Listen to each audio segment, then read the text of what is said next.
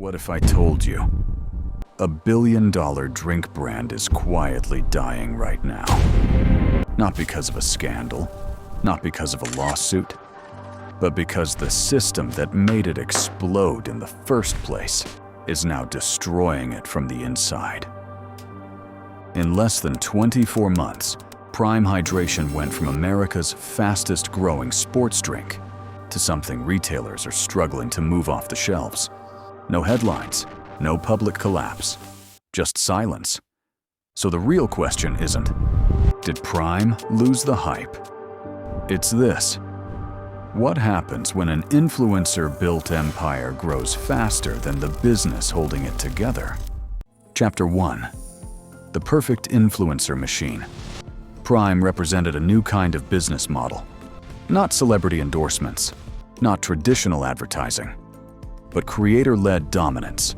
Two internet giants, hundreds of millions of followers.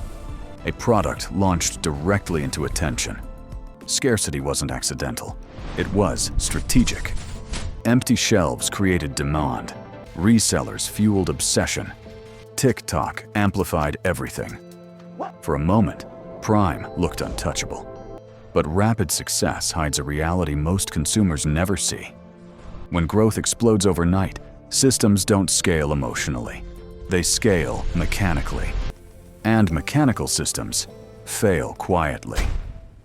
Chapter 2. When scale becomes a liability. Most consumer brands grow gradually. Prime didn't. New retailers, new regions, new distribution agreements. That kind of expansion creates pressure behind the scenes.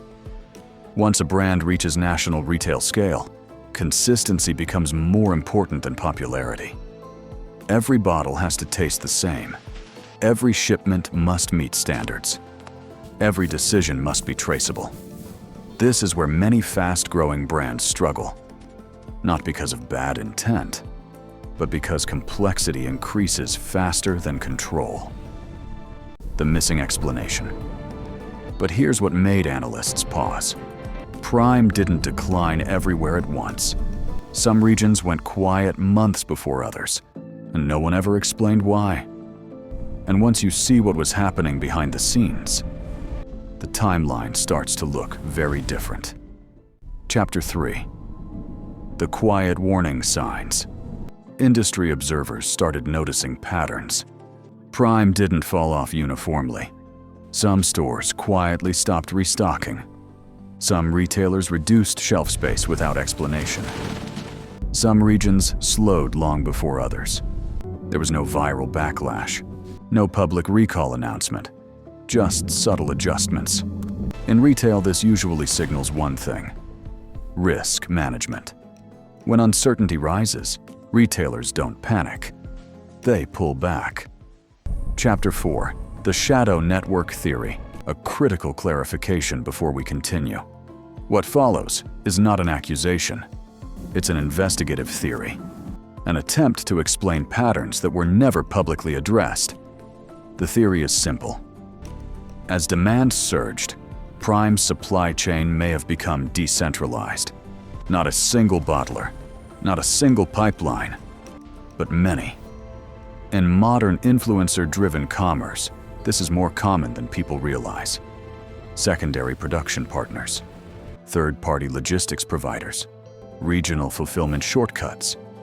None of this is illegal by itself, but it introduces one major risk: loss of visibility. And when visibility drops, trust follows.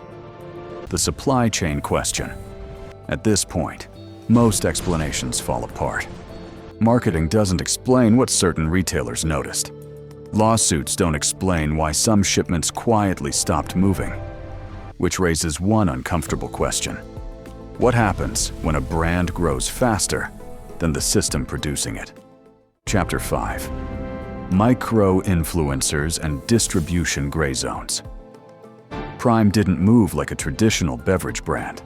Beyond major retailers, it appeared through influencer-led events, pop-up activations, local resale channels, creator-driven promotions. Micro-influencers weren't just marketing assets. They became access points. This creates what supply experts call distribution gray zones, areas where inventory tracking weakens, oversight becomes fragmented, consistency is harder to enforce. This doesn't imply misconduct, but it explains why control becomes fragile at scale. Chapter 6. Simulated documents and visual metaphors. Modern documentaries rely on visualization. Imagine this: simulated shipping manifests, illustrative logistics maps, AI-generated supply flow diagrams.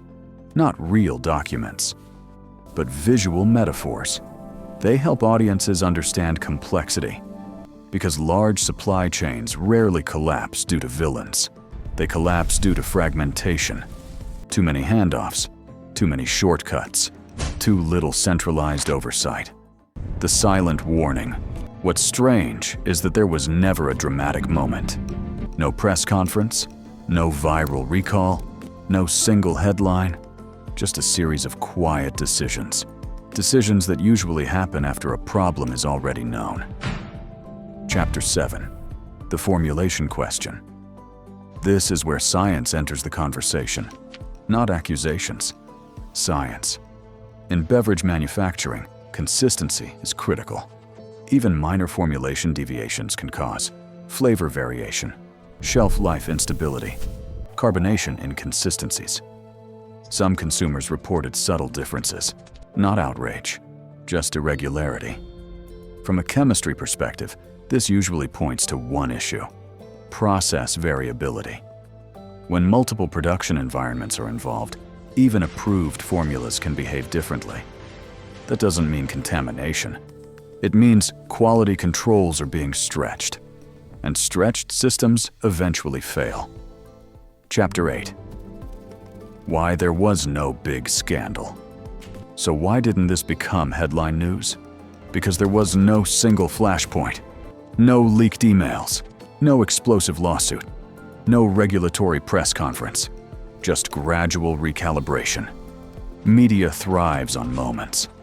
This story is about process failure, and process failures don't trend easily.